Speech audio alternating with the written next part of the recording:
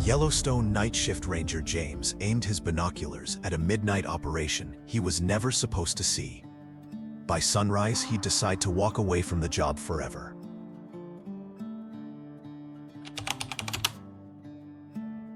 In early summer 2019, 34-year-old James Caravello was working nights as a park ranger in Yellowstone National Park. A former Coast Guard serviceman, James was known among his peers for his calm demeanor and reliability, not the type to exaggerate or indulge in wild stories. At about 2:15 a.m. on August 2nd, while driving along a maintenance road near Shoshone Lake, James recalled several reports from hikers earlier that evening about strange lights in the area. Assuming it was unauthorized campers, he continued down the road. But as he rounded a bend, his headlights revealed something unexpected: several military-style vehicles and a makeshift checkpoint illuminated by powerful floodlights. He immediately shut off his headlights and pulled into nearby brush. His Coast Guard instincts told him this was serious. Grabbing his gear, he quietly moved through the woods, using years of ranger experience to stay hidden. After about 20 minutes, he reached a ridge overlooking the site. Through his binoculars, he saw dozens of people in hazmat suits working under bright portable lights. Some carried clipboards, while others operated unfamiliar equipment. The setup was organized, secretive, and far beyond normal government activity. Then came a loud mechanical grinding. He focused on a large container below as hydraulic doors slowly opened. Several massive glass-like containment units were rolled out on a track system, each covered in monitoring devices. Inside one of them, he could see a tall figure, 7 or 8 feet in height, with pale, almost translucent skin. Its movements were unnaturally fluid, its limbs bending in ways that didn't seem human. The armed personnel nearby handled it with extreme caution, their posture suggesting both fear and respect. As he watched, a wave of nausea hit him so hard he nearly collapsed. His head throbbed violently, as if his body were reacting against what he was seeing. When he reached for his radio, he got only static. His GPS malfunctioned, its screen displaying random symbols. Even his phone refused to capture a clear photo. Every image glitched or blurred when aimed at the containment units. The strange bluish light spilling from the containers seemed to distort everything around it. Overwhelmed by disorientation and fear, James finally retreated into the darkness. He drove away in silence, shaken and unsure whether anyone would believe what he had just witnessed. By late August, during the height of the strange events, James was summoned by one of his supervisors and warned to stop snooping around in areas he shouldn't. Caught off guard, he asked what he had done wrong, but the only answer was to drop it and move on. The brief exchange left him shaken. His supervisor, a man he'd trusted for years, spoke with a cold detachment completely unlike him. In his eyes, James saw fear, not of James but of something larger. It was clear word of his midnight discovery had reached the wrong people. A few days later, James was at his kitchen table reviewing notes when he heard a knock at the door. Outside sat a black sedan that hadn't been there moments earlier. The sight froze him. When he opened the door, 2 men in identical black suits stood on his porch. They offered no identification, introduced themselves only by asking to come inside to discuss administrative matters. Their appearance was unsettling: perfectly pressed suits, expressionless faces, and an unnatural pallor that made James's skin crawl. He led them to the kitchen, where his notes were spread out. Before he could collect them, the shorter man picked up a page and began reading. The taller one simply stared, unblinking, with an intensity that felt invasive. The shorter man asked a series of questions in an oddly mechanical tone, whether James had entered restricted areas, seen anything unusual, or shared his observations with anyone.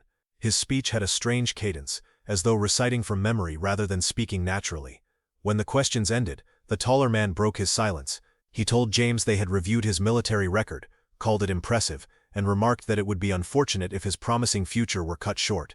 The message was unmistakable. Then the shorter man set the paper down, smiled faintly, and said that some things in the park were classified for good reason, and that sometimes serving one's country meant forgetting what one had seen. Before leaving, the taller man placed a plain white business card on the table. It bore no name or logo, only a single phone number. "Call if you remember anything else you need to forget," he said.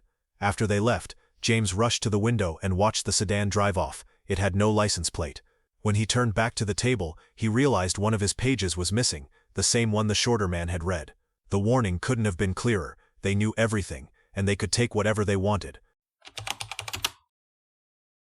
Now, fast forward to July 15, 2019.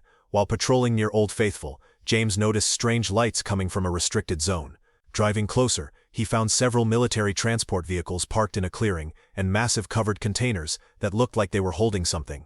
These weren't standard storage units, they were reinforced with thick metal plating, fitted with advanced ventilation systems, and arranged as if maintaining strict environmental control. As James observed, men in hazmat-style suits moved between the containers. Before he could approach, an armed guard stopped him, claiming they were part of a geological survey team and ordering him to leave immediately. The explanation didn't add up. James knew the survey schedules, and no operation was planned there. Geological teams didn't travel with armed escorts or such advanced gear. What unsettled him most was the group's urgency. Their movements were precise, their tone tense. These weren't scientists irritated by a curious ranger. They were people under immense pressure, guarding something far more critical than rocks or soil. And before we continue unfolding this fascinating discovery, be sure to subscribe and hit the bell so you don't miss any future episodes. Don't forget to share it with your friends too. It helps the channel out, and I'm excited to continue bringing you more awesome content. But nearly 2 years after James's unsettling discovery near Old Faithful, another event deep within Yellowstone would suggest that whatever was happening there hadn't gone away, and this time it would cost a man his life. On the afternoon of April 15, 2021, 40-year-old backcountry guide Carl Mock parked near the Madison River, just north of West Yellowstone. For the past week he had been visiting the area to fish and photograph wildlife, but instead of heading toward the river, Carl walked deeper into the trees, for reasons no one knows. An experienced outdoorsman, he knew the dangers of Yellowstone's backcountry. For him to deviate from his route suggested that something had drawn his attention, something strong enough to override years of training and instinct. The attack came without warning. A large male grizzly burst from the forest and mauled Carl with ferocity. Barely conscious, Carl called 911. His voice was weak but clear as he tried to direct rescuers, though confusion over his location delayed their response. For nearly 50 minutes, he stayed on the phone, fighting to remain conscious while the bear circled nearby. When rescuers finally found him, Carl was collapsed against a tree, still breathing. The grizzly remained close, forcing rescuers to work under extreme danger as they hauled him by sled through deep snow to waiting snowmobiles. An emergency helicopter was dispatched, but worsening weather made air evacuation impossible. Instead, Carl was rushed 115 miles by ambulance to Eastern Idaho Regional Medical Center. He was placed in a medically induced coma as doctors fought to save him. Meanwhile, an interagency team of 7 investigators returned to the attack site the following day. The same grizzly was still there, an alarming sign, as most bears flee after encounters with humans. This one refused to leave, even when officers fired warning shells. Then, without sound, it charged from the brush. Snow slowed its attack just enough for the officers to react. Several fired, and the bear collapsed roughly 20 yards away. 2 days later, on April 17, Carl passed away.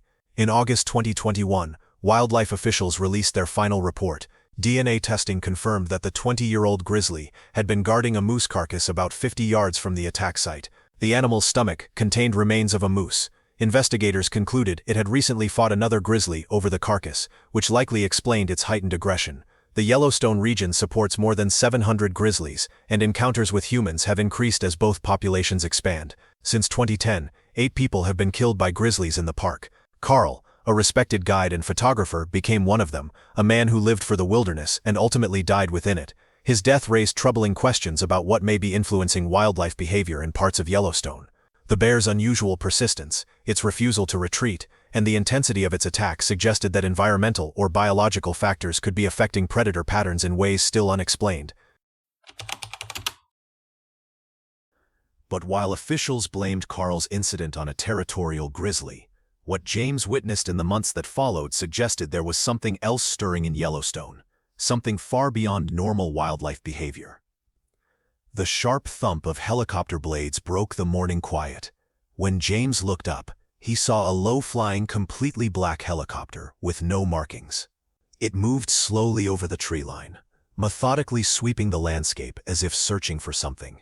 James had worked around plenty of military aircraft during his time in the Coast Guard, but this one felt different. Even covert operations usually bore some kind of identifier. A fully unmarked chopper flying over a section of Yellowstone, restricted to all air traffic, wasn't standard procedure. He pulled out his phone to take a photo, but by the time he focused his camera, the aircraft had vanished behind the mountains. Something about it unsettled him. Its flight pattern wasn't random. It was structured, almost grid-like, the way a reconnaissance craft would move when searching specific coordinates. Whatever it was doing, it had clearance well above his pay grade. Trying to shake off the unease, James went about his usual duties. He poured another cup of coffee, checked the day's reports, and began his morning patrol. The hours passed with routine calls, helping tourists, writing citations, and assisting a family whose car had overheated near a geyser. But even through the rhythm of an ordinary day, he found himself scanning the sky, listening for the faint echo of rotor blades. That afternoon, while driving along a service road, he spotted several black SUVs parked in a clearing. They weren't parked vehicles and carried no government plates. When he stopped to investigate, the scene only grew stranger. The vehicles were spotless despite the dusty road, and their interiors were empty, no gear, no papers, nothing. He circled each one and found no identifying marks or tire tracks leading in. It was as if they'd appeared out of thin air. The precision of their placement, their condition, and the total absence of information told him these weren't tourists or lost visitors. Whoever owned them had the resources to move unseen and leave no trace.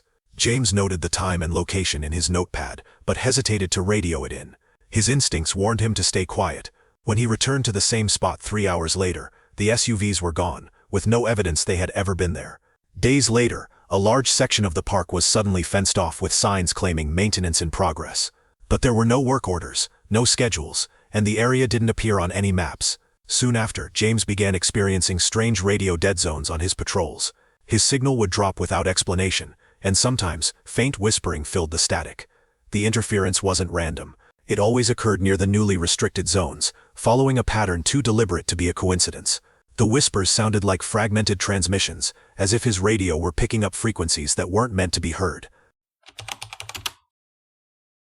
Around the same time, strange reports began surfacing in Yellowstone's backcountry.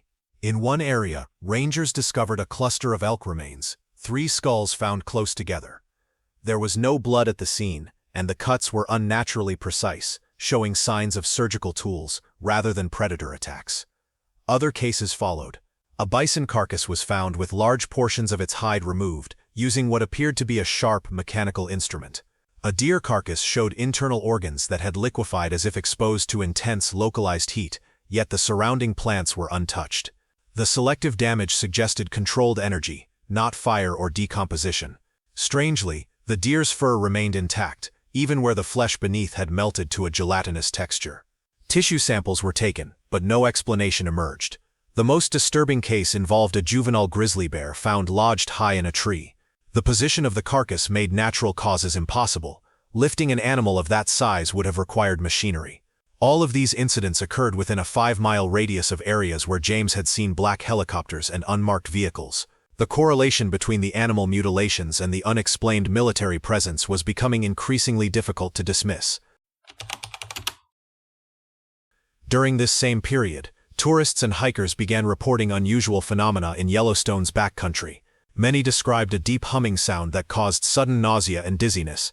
Others claimed to witness moments when daylight briefly vanished, as though the sky itself dimmed, before returning to normal, yet no one else nearby experienced it.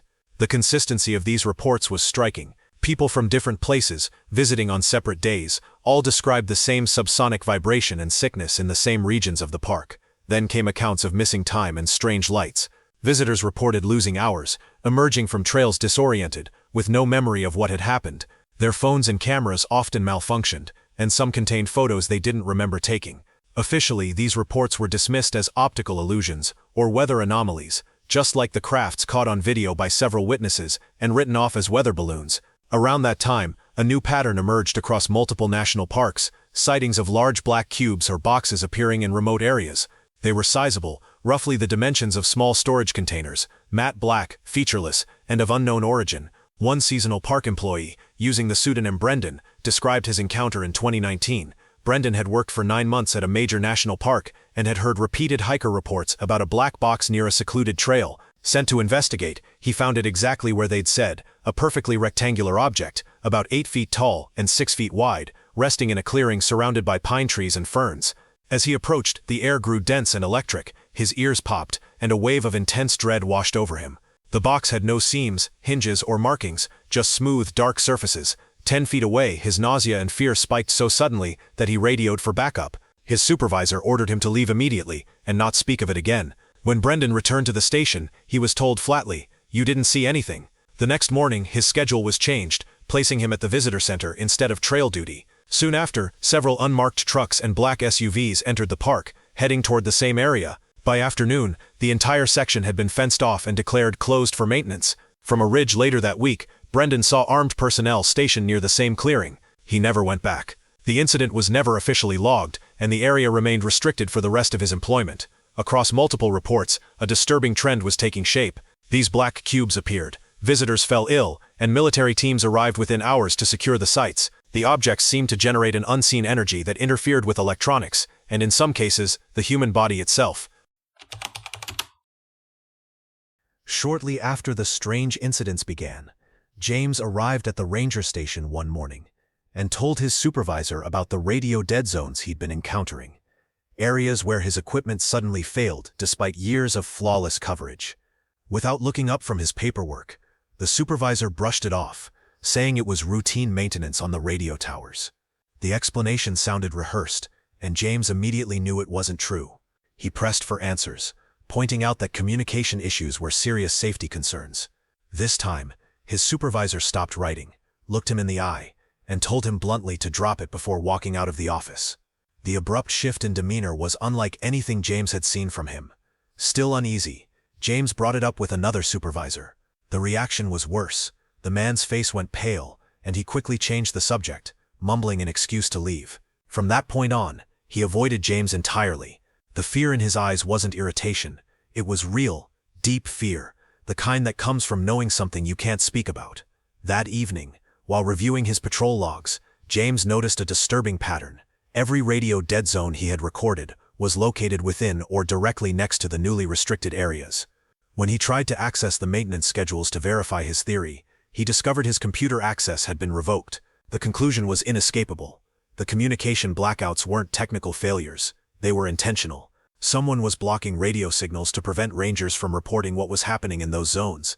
And by documenting it, James had drawn attention to himself. His revoked access confirmed it. He was now being treated as a security threat, and whoever was running these operations wanted him silent. After that incident, James began to fear for his life. He withdrew from coworkers and friends, stopped documenting anything unusual, and avoided drawing attention to himself. He didn't know how far things reached, only that he was now in danger, and whatever was happening inside Yellowstone was escalating. But strange events in the park weren't new. There are accounts going back decades suggesting something unusual has long existed there. One such story dates to the winter of 1980. A man recalled hiking and camping with his older brother deep in Yellowstone, near a remote lake known for its rare Arctic grayling. After a long day of fishing, they set up camp, ate, and settled in for the night. As they lay in their tent, half asleep, they heard heavy footsteps rush past, but on 2 legs, not 4. Whatever it was moved quickly yet deliberately, and its weight shook the ground.